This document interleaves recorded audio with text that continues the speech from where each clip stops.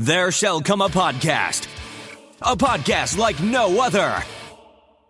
Defenders Dialogue with Brian Keene and Christopher Golden. Marvel Comics' original superhero non-team convenes once again. The Incredible Hulk, the Savage Submariner, the Master of the Mystic Arts, Doctor Strange, and a dynamic supporting cast of Marvel superheroes battle against evil as the Defenders. Without further ado, true believers, here's your hosts, Brian Keene and Christopher Golden. Excelsior! And welcome back once again, true believers, to Defenders Dialogue. I'm Brian Keene. I'm Christopher Golden, and Brian. A party and podcast-changing Excelsior to you. A podcast-changing Excelsior to you as well, true believer. Yeah, what Chris is referring to, folks, we want to let you know about this at the start of the show. Beginning on April 1st, and I did not pick the date, and no, it's not an April 1st, April Fool's joke. Beginning on April 1st, we're going to be switching networks. Defenders Dialogue will be moving from the Project Entertainment Network to the Brian Keene Radio Network. Now, I have to interrupt you and say, when I saw that post, I just thought, there's never been anybody in my life as humble as Brian Keene. I was having a heart-to-heart with Mary the other day, and I told her, I said, since J.F. Gonzalez's death, I think Chris has probably become my best friend. But I take that all back now. Because really, the only person capable of being my best friend is, in fact, myself. Is in fact, Brian Keene.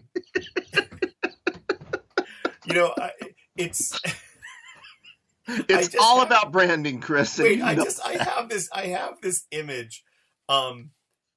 Had you been to college in the 1960s and joined a fraternity, it would have been,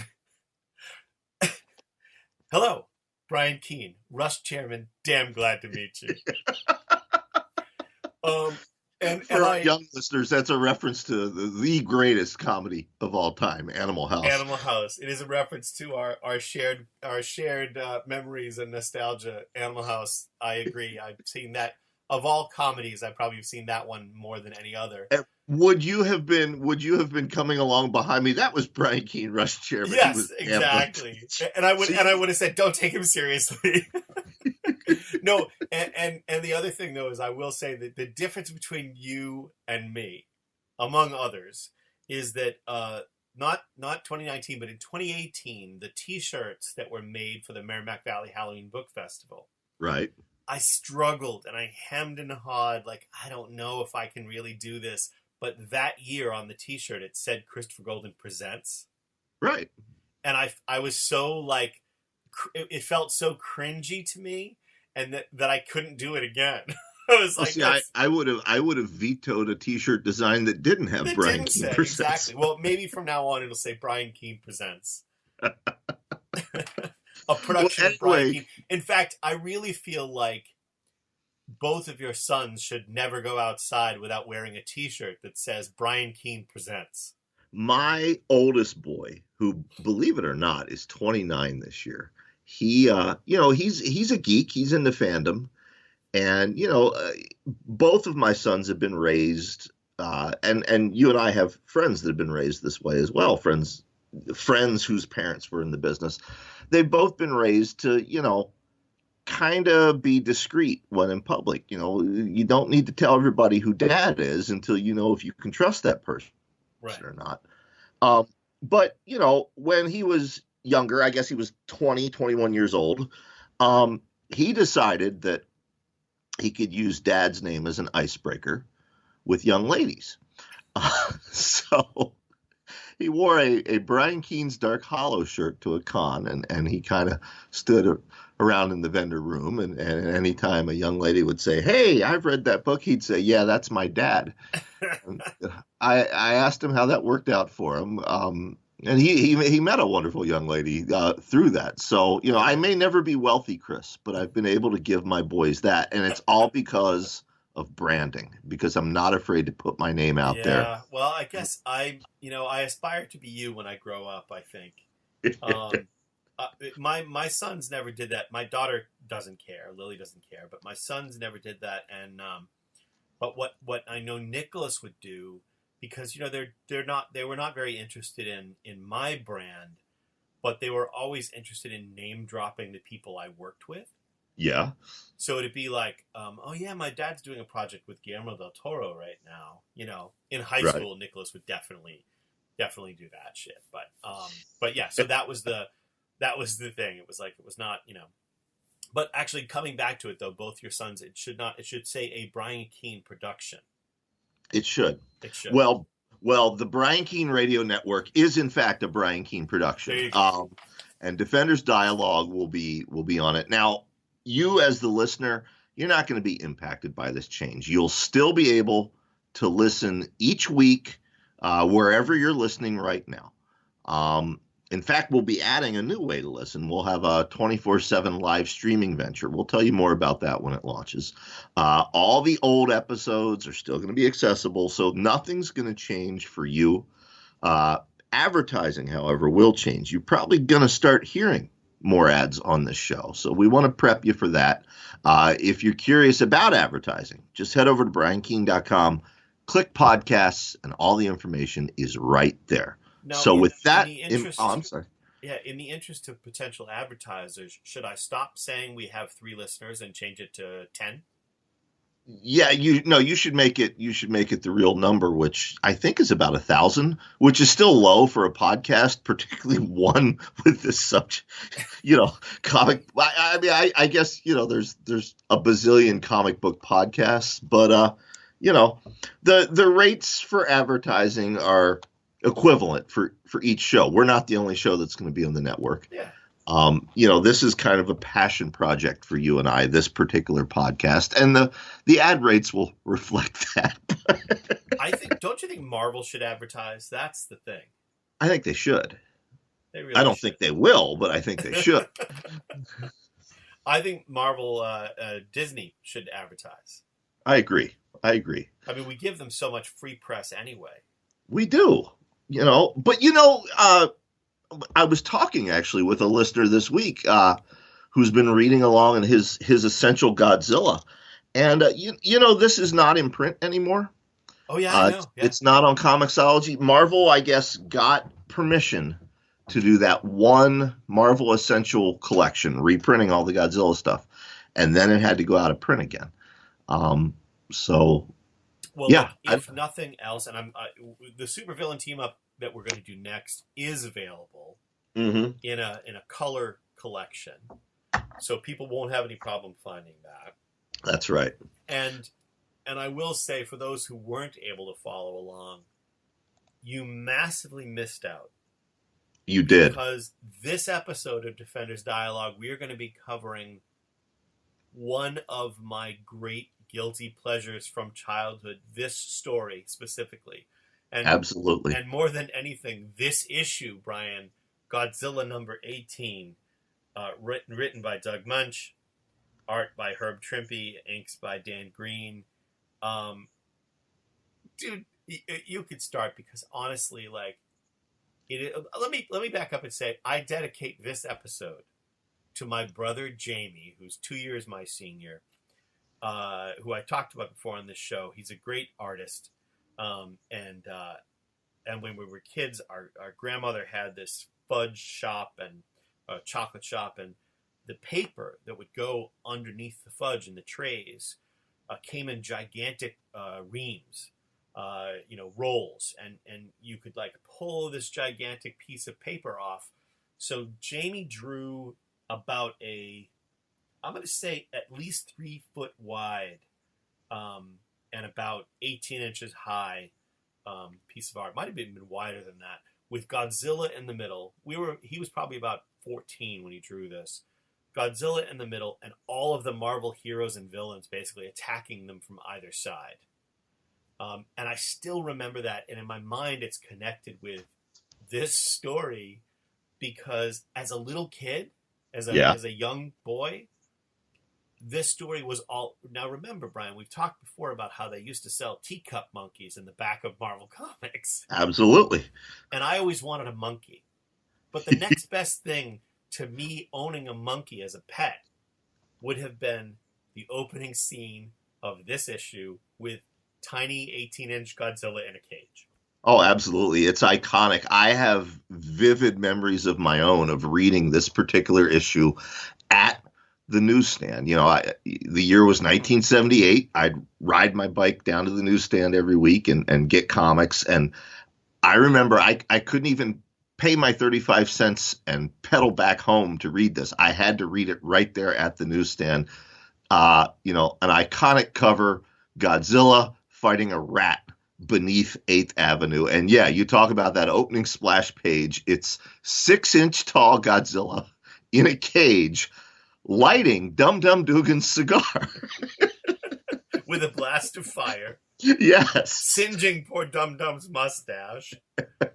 But just before we go on with the story, didn't you read this and think, I wish I had a Godzilla as my pet? I did. And what is it about kids our age? We all wanted monkeys. Yep. I guess maybe it was Every Which Way But Loose and BJ and the Bear, and and if not that, how many of us wanted a 6-inch tall Godzilla? Exactly. And I think we've talked on the show before about how I wanted to be Greg Evigan in BJ and the Bear. And I wanted to be Philo Beto from Every Which Way But Loose. Some would say I grew up to be that just. conversation explains the two of us. If Mary Sangiovanni were here in the room with us, she'd be nodding a lot right now. No, she would just say, "Who's Greg Evigan?" Yeah, I don't think she's seen BJ and the Bear. But right, so anyway. Gabe and everybody are laughing at Dum Dum, who's looking in the mirror, checking out the damage to his mustache. Yeah, no, I love it. Then we cut to Hugh Howard's and Rob, and Howard's has taken Rob under his wing in a way, right? And it's actually nice because Rob is basically such a he's the misunderstood kid, and none of the other characters are in a position where narratively or dramatically they can be his sounding board. So it's nice to have the Howard's character there to do that. It is. I like the interplay between the two of them.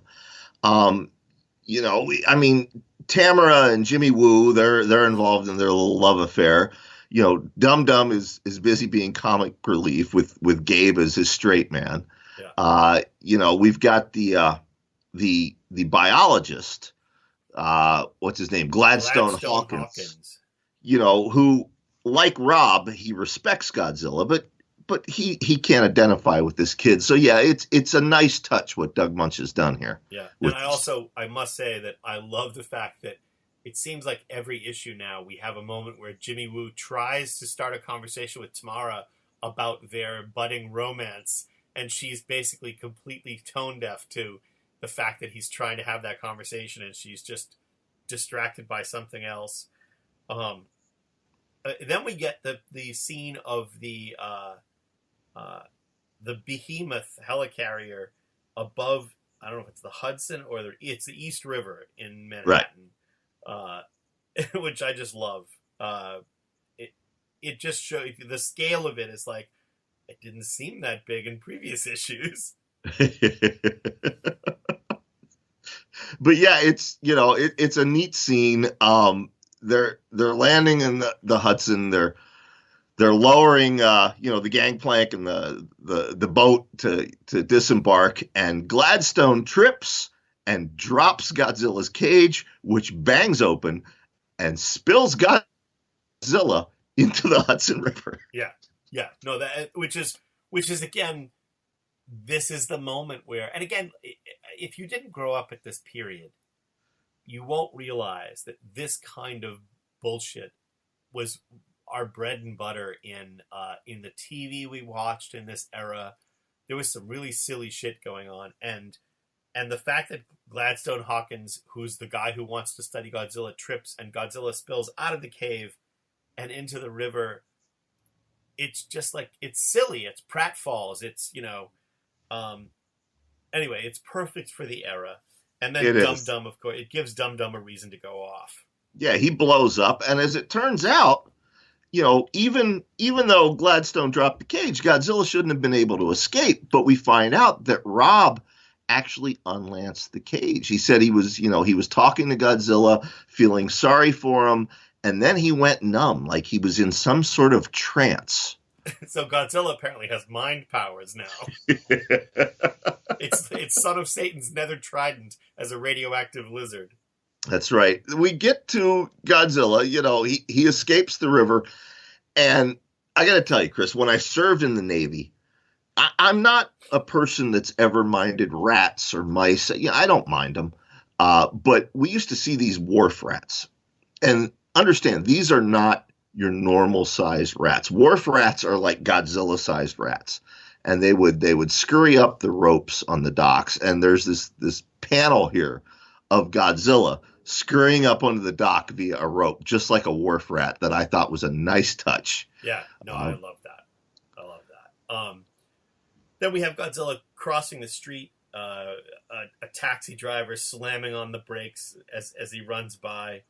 And then Godzilla ends up in the sewer, Brian. And I mean, there's no reason to go beat by beat with this scene.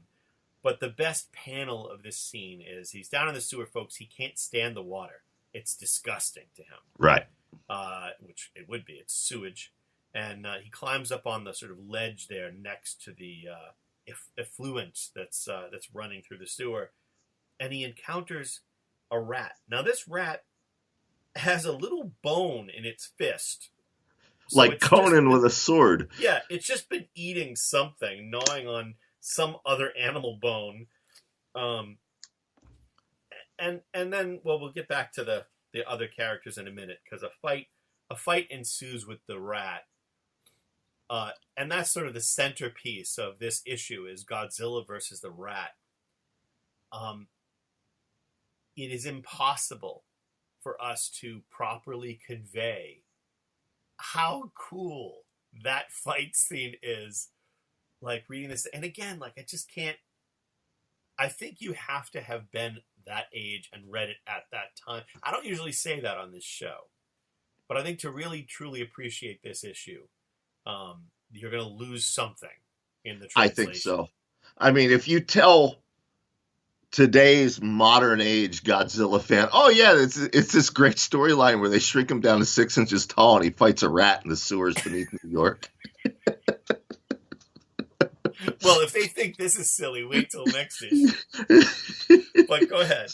So while Godzilla faces off against the rat, Hugh is still trying to bond with Rob. Invites him to play a game of checkers, but Rob is having none of that. Rob sneaks into the storage lockers, gets an official SHIELD diving uniform, and dives into the river looking for Godzilla. Well, and I also love the fact that, let's forget Rob is supposed to be like a 13-year-old boy. He dives like an Olympian. In this outfit with a mask and everything over his face from a height of, I'm guesstimating that looks like about 30 feet, Brian? Right. Oh, no, wait. If he dove from that window, it's actually closer to about 50 feet or more. Yeah, that'll kill you. Right. Exactly. That's like diving onto concrete. Right, yeah. Anyway, again, face first with the mask on, but it looks cool. So there you go. Yep. Godzilla faces off against the rat. They get underwater, and the rat injures him, bites his throat. But Godzilla manages to, surface, and he blasts the rat with a little mini blast of radioactive fire breath. But again, like, these 2 pages. When I read these 2 pages as a kid, again, we were 11, right? When I was like, oh my God, this is amazing. Yep. And again, it sounds so stupid, and maybe it is, but if you don't get it, I'm sad for you. Exactly. Exactly. And I'm sad for Rob because, he's walking around looking for Godzilla. He's begging, he's calling him like he's a dog. Come here, boy. Come here, Godzilla. And teeny tiny Godzilla crawls out, here's the sound of his voice. But Hank Pym's shrink gas is wearing off, and now Godzilla is 4 feet tall, the same size as Rob himself. Which allows us to segue into Godzilla number 19, Panic on the Pier. Again, I just feel like I want to jump to the highlight, but I won't. So we start again, same team, folks, and we start with Godzilla and Rob, each 4 feet tall. And Rob is basically apologizing to Godzilla because 2 issues ago, Rob lured Godzilla into an ambush in which they used the shrink gas to capture him. And he's apologizing, right. And he reaches out like when you're reaching out to a dog that you're not sure if it's going to bite you or not. And he basically pets Godzilla's head. Yeah, as it turns out, Godzilla loves scritches behind the ear. He's a good dog. Much like Brian Keene. Godzilla loves scritches. I wish Mary were there. But anyway. And all of a sudden, it becomes a buddy movie. Yep. Yeah, it's Rob. Godzilla and 4 foot tall Rob are footloose and fancy free in New York together. That's right. But that footloose and fancy-free feeling doesn't last for long. They frighten a homeless man who goes running off, alerts the police, and, then an officer on horseback shows up and corners them in an alley. But Godzilla just blasts the wall down with some of his fire breath. Rob tells him, "Good boy, Godzilla. Now let's get back to the helicarrier." What's that, Godzilla? Timmy fell down the well? Burn him alive, Godzilla. So basically, our other characters have spread out through the city looking for Godzilla, and they've had no luck. And then, darn it, Dum Dum and Gabe are getting a little tuckered out, and night is falling, and Dum Dum's like, fuck it, Gabe. Let's worry about the fire-breathing lizard in the morning. And here comes my favorite part. Mine too. Now wait, we have to explain something. Particularly in this era, in the late 1970s through the early 1980s in Marvel Comics. Well, we've talked about this on the show with before. Gargoyle. Yep. And frequently with Ben Grimm. And with the Hulk. With the Hulk, and even with the Lizard in the pages of The Amazing Spider-Man. Right. And what is the solution, Brian, to moving around New York if you're a giant freak? You give them a trench coat and a fedora. We've seen it in the pages of Defenders, as Chris said, with Gargoyle and the Hulk. Now, we've seen. I just have to interrupt and say, if you're listening to this podcast, if you're one of the 4 people listening to this podcast, and you... Hey, I'm your boss. You can't... Well, I'm not your boss till April 1st, but you can't do that. Oh, I'm sorry, I refuse. I don't have a boss except Connie Golden. So listen, if you're listening to this podcast, but you haven't read these comics, you are going to think that we're fucking with you. But I promise you, this is real. Because Rob, in true Bronze Age Marvel Comics tradition, has dressed Godzilla in a disguise of a trench coat and a fedora. Now, I did appreciate the fact that it appears Rob has only draped the trench coat across Godzilla's back and shoulders. What he has for shoulders, which is not much. Because if he had his arms in the sleeves, that would have been silly. Right.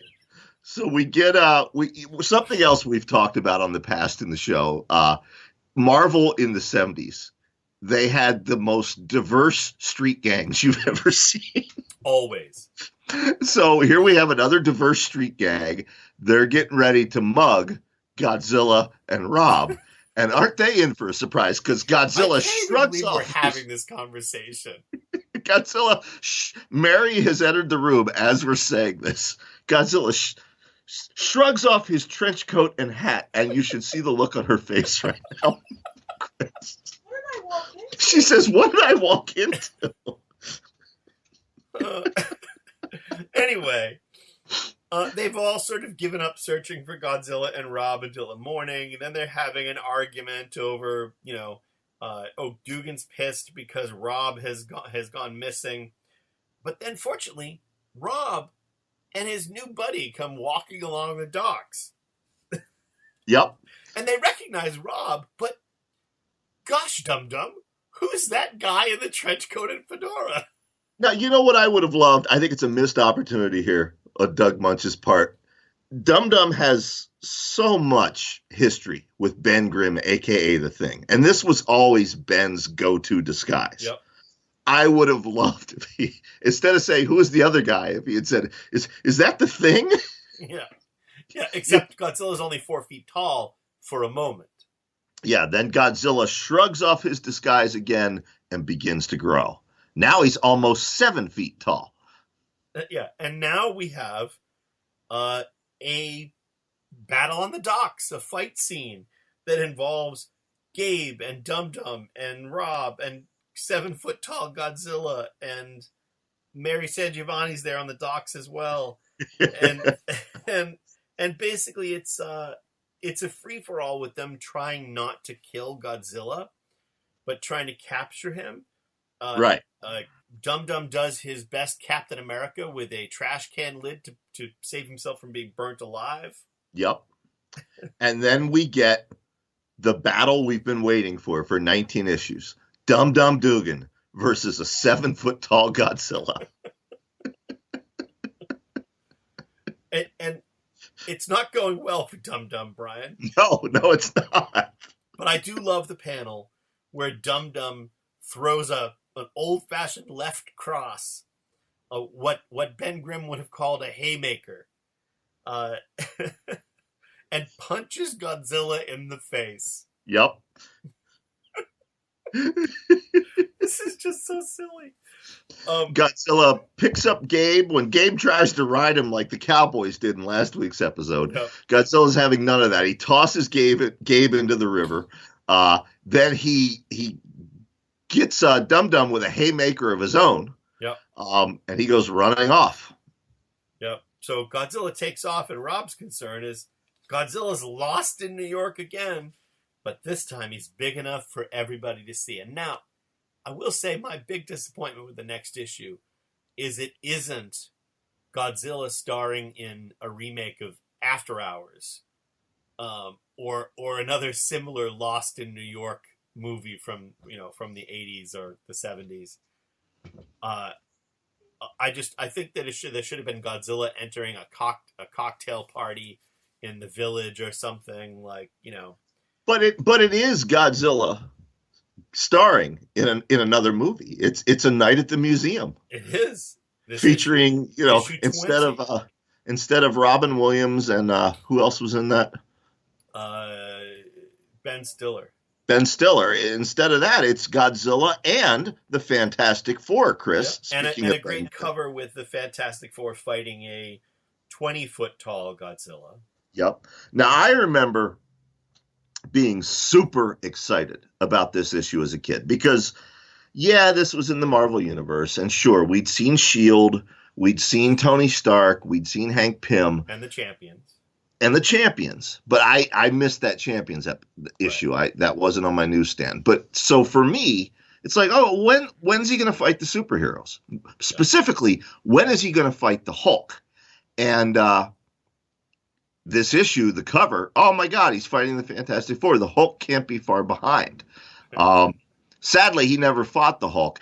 I found out why. We're going to talk about that when we get to our wrap-up of this series. We'll talk about what they had planned had Marvel not lost the license. But yeah, we open with, issue 20, Godzilla now 7 feet tall, causing a traffic jam in the middle of lower Manhattan. And then, when he gets angry, he grows to 20 feet tall, causing a stampede of people trying to get out of his way. That's right. Hey, Chris, why don't you do the play-by-play? I have to go grab something to drink here real quick. Do that. My throat's getting real dry. Okay. Oh, man. Well, Brian is getting something to drink. I will talk about him. No, I won't. So basically, Godzilla's 20 feet tall. People are running away from him. Dum Dum has had it with Rob disobeying and wants to send him back to the helicarrier. He's not going to go. He's having a tantrum, much like Brian. And Dr. Takaguchi basically, snaps at him and says, "You must go." And since that doesn't happen often, Rob does go. So now he's out of the way. And what's interesting to me is that he's out of the way basically to make way for the story to be more about the Fantastic Four. Godzilla, and hopefully Brian will share this panel with you, Godzilla is actually kicking over cars in a tantrum of his own, in a Dum Dum Dugan, Brian Keene style tantrum. Brian Keene style, does he? Yes, exactly. So there's this panel where Godzilla is kicking over a car, having this tantrum in the street, Brian. In any case, Gabe has the brilliant idea. Actually, sorry, it was Dum Dum that has a brilliant idea.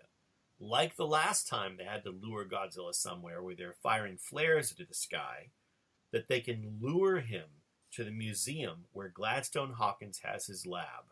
Right. So that they can capture him there, and that's where they intend to study him. Which seems a piss poor idea.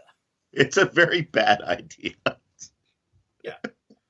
It's not the best idea, to put a giant monster, even at 20 feet tall, in amongst delicate exhibits. That's right.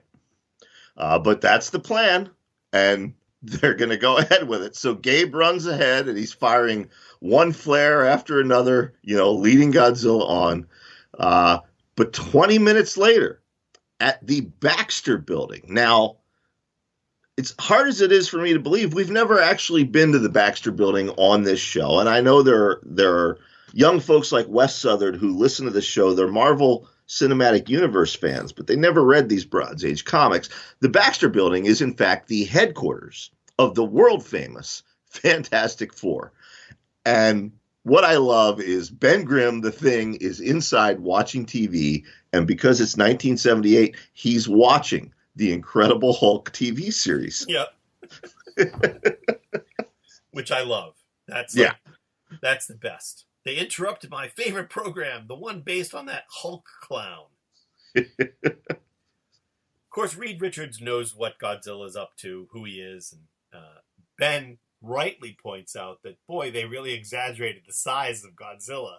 Right. Because at the moment he's only 20 feet tall. The Fantastic Four gather and fly off in the Fantastic Car as Godzilla is finally lured through the front door of the museum.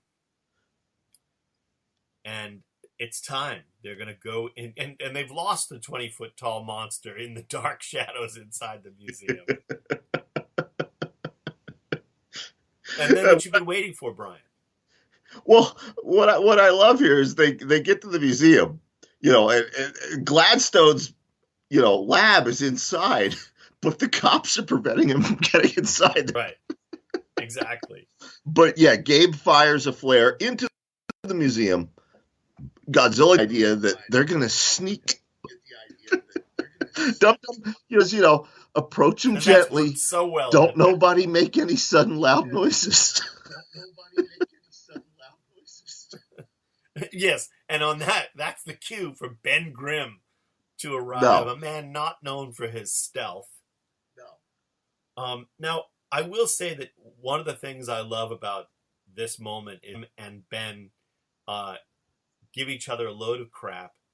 One of my favorite things about always been very similar characters. And these are characters in Marvel history that go back all the way to World War II.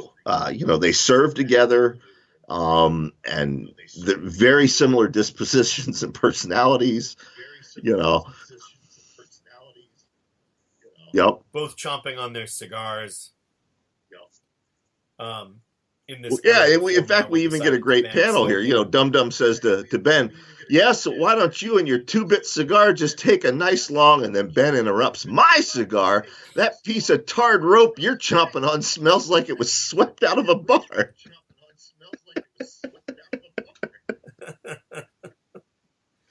Yeah, And by the way, Dum Dum, I like your My name, Hits anyone you to called a the T. Thing has got a lot of blasted nerve. Yeah, these characters, and again, I just want to say that there's a great element to. I'm pretty sure it was Marvel 2 and 1. Where they would Yes. always cut to the poker games. Yes. With Ben Grimm and Nick Fury, and maybe Dum Dum was in there sometimes. Black Widow. Yes. All these characters Some playing of my poker together. Some of my favorite moments That's from a back TV then. show I'd watch. Some of my favorite moments from back then. Yep. Anyway, they're searching through the museum for the apparently stealthy 20-foot monster. And then we have the moment with Dum Dum. Now listen, when we find the lizard, whatever you do, don't go blasting into him. He ain't really And then ferocious. Godzilla makes a liar He's out of just- him by smacking the thing down with his tail. Yeah. Which I love. Then we get some wrestling between the Thing and Godzilla. No, we're not. And again, we're not making this up. Godzilla blasts the Thing with fire, and then the human. It's time to Torch flame on. decides that It's time to flame on. yes, it's time to flame on. And now let's talk about sexism in the 1970s in Marvel Comics. Now, Brian, you and I and anybody who's read comics or Marvel Comics in the last 25 years knows that Susan Storm Richards, the Invisible Woman, is the most Absolutely, powerful that is member canon. of the Fantastic Four. Up till now, Reed has Yeah, left I her mean, to that's guard the canon. Fantastic Four. And you can thank John Byrne for that. John Byrne, during his seminal run on Fantastic Four, clearly established she's not only the most powerful member of the group, she's one of the most powerful superheroes in the Marvel Universe. But yeah, she's been outside guarding the Fantastic Four. Yeah. Stay here, honey. This Yeah. is the Mad Men Fantastic Four. But then, even then, Reed says, Sue, I'll hold Godzilla with my stretchy arms. And I don't know how they're going to pull this off in the MCU without it looking stupid. Nobody's ever done it on screen without it looking stupid. But in any case, I'll hold him, Sue, and you wrap him up with your invisible force field, which she does. Right. For all of But Godzilla 2 is just panels. too strong. And the shock, the ripping backlash is too much for the valiant Invisible Girl. Because back then she was still the Invisible Girl, folks. And as all eyes turn to her fallen form, Godzilla slips away. Unnoticed. Well, unnoticed. The 20-foot tall fire Unnoticed lizard except by slips the away Thing, unnoticed. who says, I'm going to go fix Toothy's wagon. All right, Dragon Puss, I know you're in here somewhere. And Brian, I want to preface this last bit. I will let you take us home, but I want to preface this last bit by reminding listeners again. Nope. We are So, not making We're in this a up. museum. And Godzilla has led Ben Grimm into the Cretaceous, out of the Cretaceous dinosaurs exhibit into the aquarium exhibit, where a banner tells us this week only. No, Okay. don't. Well, Just tell them what happened. There's a tank full of live sharks. Sharks, as in Jaws. And Ben and Godzilla are fighting. And he punches Godzilla into the shark tank. So a 20-foot tall Godzilla falls off the balcony and into this giant tank of live sharks. That's right, to be And continued, that's where we folks. leave it. Next week. That's right, to be continued, folks. And Joey, just when you thought it couldn't get any weirder, folks, the preview for next issue says more of the fabulous Fantastic Four. And would you That's believe right. Devil Dinosaur? And if you know what Devil Dinosaur is, you'll see.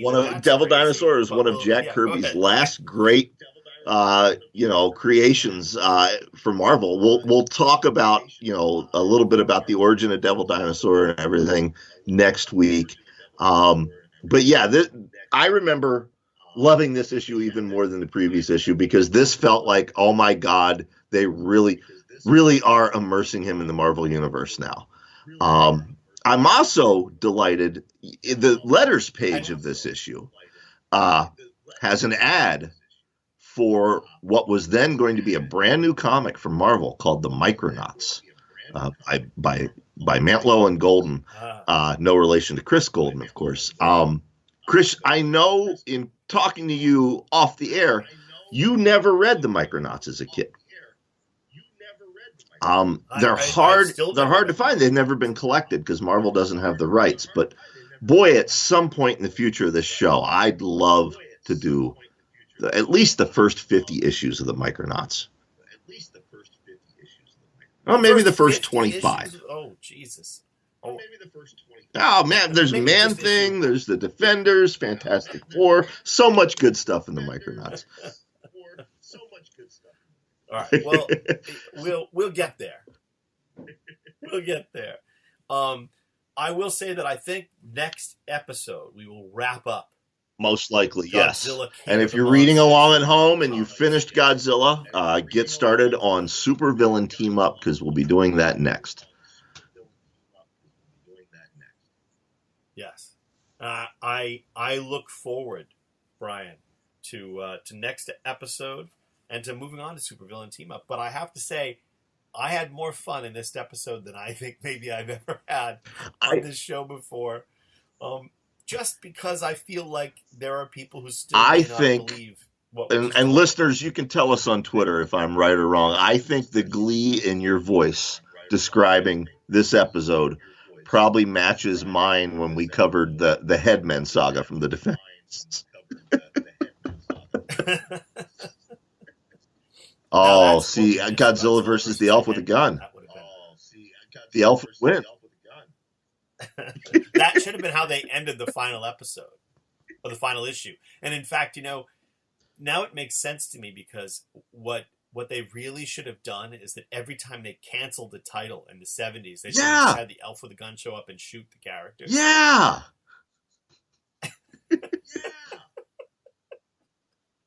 Sorry, this is canceled. It's not coming back next issue. And he could have broken the fourth wall again and just shot them and turn, Spider-Woman's canceled. He just could shoot her and then turn to the camera and say, canceled every time. In the voice of Tom Snagosky. Oh, God. The voice All right. Well, Chris, until next week, give us a hearty Excelsior. Oh, and before... Excelsior. And before... Friends, true believers. That's right. And before we stop recording, once again, just a shout out to our engineer, Tom Clark. His novel, Good Boy, is on sale in paperback and ebook right now. Tom does such a good job of making us sound good every week. I don't know how anyone will follow in his footsteps when we switch networks. But Tom, we really do appreciate you, man. And thank you for everything you've done. And yeah, folks, check out his book, please. Or check out his own podcast, Necrocasticon. And you know what I say, Brian? Excelsior, Tommy Clark. We'll see you next week, folks.